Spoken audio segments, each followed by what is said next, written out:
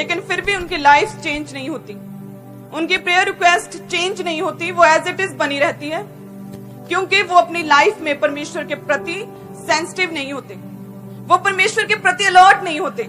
इसीलिए उनकी लाइफ्स में परमेश्वर की गवाहियां नहीं आती, परमेश्वर की योजनाएं उनकी लाइफ्स में पूरी नहीं हो पाती। हालेलुया। परमेश्वर के वचन गलातियों 4:1 में लिखा कि वारिस जब तक बालक है, यद्यपि सब वस्तुओं का स्वामी है, तो भी उसमें और दास में कोई भेद नहीं। आप मसीही हैं, आप कई वर्षों से 5 साल से मसीही हो सकते हैं, लेकिन अगर आप आत्मा में बच्चे हैं तो आप में और एक अविश्वासी में कोई फर्क नहीं। हालेलुया। वचन क्या कहता है कि वारिस जब तक बालक है, वो अपने पिता की प्रॉपर्टी का हकदार तो है, वो सभी प्रॉपर्टी उसके नाम है, लेकिन वो उस प्रॉपर्टी का एंजॉय नहीं कर सकता। वो अपनी मर्जी से गाड़ी की चाबी लेकर अपने पिता की गाड़ी को चला नहीं सकता। एक छोटा बच्चा अपनी मर्जी से पहाड़ नहीं चढ़ सकता, उसे अपने पिता के अधीन रहना होता है, उसे बहुत सारी लिमिटेशंस में रहना होता है। एक छोटा बच्चा अपने पिता की प्रॉपर्टी का वारिस तो है, हकदार है, लेकिन उसे खुद एंजॉय नहीं कर सकता।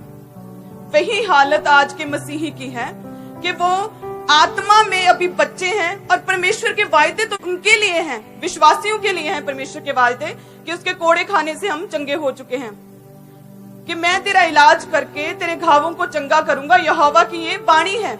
लेकिन आज भी मसीही रोगों से ग्रसित है, आज भी लोग बीमारियों में हैं। एक मसीही आज भी बीमारियों में है। वो क्यों? क्योंकि वो आत्मा में अभी बच्चे हैं। परमेश्वर ने कहा कि जो व्यक्ति मेरे पास आएगा उसकी लाइफ से मैं सभी रोग दूर करूंगा, निर्भय करूंगा उसे। लेकिन इंस्ट्रक्शन क्या कि जो मेरे पास आएगा, जो आत्मा में ऊंचा उठेगा, उसकी लाइफ से परमेश्वर ने कहा कि मैं हर डर दूर करूंगा, उसे दुष्ट आत्माओं के अटैक से छुटकारा दूंगा, मैं उसे बचाकर रखूंगा, रोगों से उसे बचाकर रखूंगा। परमेश्वर ने कहा उसे मैं ब्लेस करूंगा। लेकिन आत्मा में जब तक बच्चा है, वो वायदे परमेश्वर के उसकी लाइफ में पूरे नहीं हो सकते। परमेश्वर के वायदे तो हर एक जन के लिए हैं। परमेश्वर के वायदे कि मैं तुझे ब्लेस करूंगा, मैं तेरे बिजनेस को ब्लेस करूंगा, उसके कोड़े खाने से हम चंगे हो चुके हैं। जो आंसू बहाते हुए, बोते हुए, जय जयकार करते हुए लबने पाएंगे। लेकिन फिर भी अगर हम गरीबी के श्रापों को तोड़ने के लिए सिर्फ प्रार्थना करी जाए और परमेश्वर के वचन को पूरा नहीं करते, तो हम उस बच्चे की तरह हैं जो वायदे तो परमेश्वर के हमारे लिए हैं, लेकिन वो पूरे नहीं हो सकते। हालेलुया। तो उन वायदों को जो परमेश्वर ने हमारे लिए दिए हैं, उन वायदों को पूरा करने के लिए हमें आत्मा में ऊंचा उठना होगा। आमीन। हमें आत्मा में बढ़ना होगा, हमें आत्मा में अलर्ट रहना होगा, हमें आत्मा में सेंसिटिव होना पड़ेगा, क्योंकि जब हम आत्मा में ऊंचे उठेंगे तब शारीरिक रूप से परमेश्वर हमें ब्लेस करेगा, चारों दिशाओं से हमें परमेश्वर ब्लेस करेगा। क्योंकि सिर्फ मुंह से ग्रीटिंग्स देने से कि जय मसीह की, पहले आप जब परमेश्वर में नहीं थे तो पहले कुछ और बोलते थे, अब जय मसीह की बोल रहे हो। पहले कुछ और प्रार्थना करते थे और लास्ट में कुछ और बोलते थे, अब प्रार्थना के बाद आप आमीन बोल रहे हो। सिर्फ यही फर्क आप में है।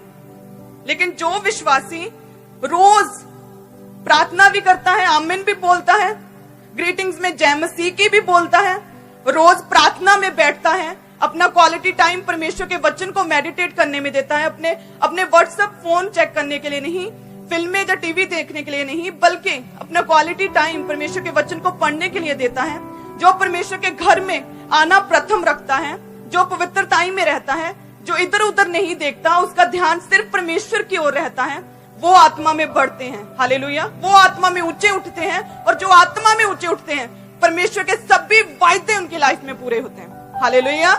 आमीन। परमेश्वर के सभी वायदे उनकी लाइफ में पूरे होते हैं। क्योंकि संसारिक रीति से भी ये कॉमन सेंस है कि जब हमें छींक आए तो अपने मुंह पर हाथ रख लो, जब आपको जुकाम लगाओ तो रुमाल पास रखो। तो संसारिक रीति से ये कॉमन सेंस है, और जो व्यक्ति इन कॉमन सेंस को, इन बातों को ध्यान में रखता है, लोग उन्हें ज्यादा प्रेफरेंस देते हैं, लोग उन्हें पसंद करते हैं कि यहाँ ये सेंस रखता है। तो उसी तरह से आत्मिक रीति से भी जो ऊंचे उठते हैं, जो परमेश्वर के वचन के अनुसार अपनी लाइफ जीते हैं, परमेश्वर उनसे ज्यादा अधिक प्रसन्न रहता है। आमीन। तो इसीलिए आज से आत्मिक रीति से आपको ऊंचा उठना है। आमीन। क्योंकि सभी वायदे आपकी लाइफ में पूरे होंगे जब आप आत्मिक रीति से ऊंचे उठेंगे, जब आत्मा में आप अलर्ट होंगे, जब आत्मा में आप सेंसिटिव होंगे, तो परमेश्वर के सभी वायदे आपकी लाइफ में पूरे होंगे। आमीन। जिस तरह से अपने केस को लेकर जब मुकदमे के लिए जाते हैं कोर्ट में, तो संविधान के अनुसार हमारा मुकदमा लड़ा जाता है। हम अपनी भावनाओं फीलिंग्स के साथ अपने मुकदमे को नहीं लड़ सकते, उसी तरह से परमेश्वरीय संविधान हमारा वचन, पवित्र बाइबल परमेश्वर का वचन है। जब हम वचन के अनुसार परमेश्वर के सम्मुख, परमेश्वरीय अदालत, परमेश्वर के घर में बैठेंगे और अपनी प्रार्थनाओं का, अपने केस जो अपनी प्रार्थनाएं हैं परमेश्वर के संविधान यानी कि परमेश्वर के वचन के बीच से परमेश्वर के आगे रखेंगे, तो परमेश्वर आपकी सुनेगा। हालेलुया। परमेश्वर आपकी ओर ध्यान देगा। सिर्फ रोने से कि परमेश्वर मेरा ब्लेस हो जाए बिजनेस, कि मैं रो रहा हूं, मैं बहुत दुखी हूं, मैंने अपने बच्चे की फीस देनी है, मैंने 4 बिजनेस ट्राई कर लिए, परमेश्वर मुझे ब्लेस कर, रोने से कुछ नहीं होगा। जब आप परमेश्वर के वचन से हवाला देंगे कि परमेश्वर आपके वचन में लिखा है कि जो आंसू बहाते हुए बोते हैं वे जय जयकार करते हुए लबने पाएंगे, तो मैंने अपने दुखों में बोया है परमेश्वर। तेरा वचन कहता है कि जो दुखों में बोएंगे वो एक दिन जय जयकार करते हुए काटेंगे, एक दिन जय जयकार करते हुए आनंद बनाएंगे। ये परमेश्वर तेरा वचन कहता है। हालेलुया। जब आप वचन के बीच से परमेश्वर के पास जाएंगे तो आप ब्लेस होंगे।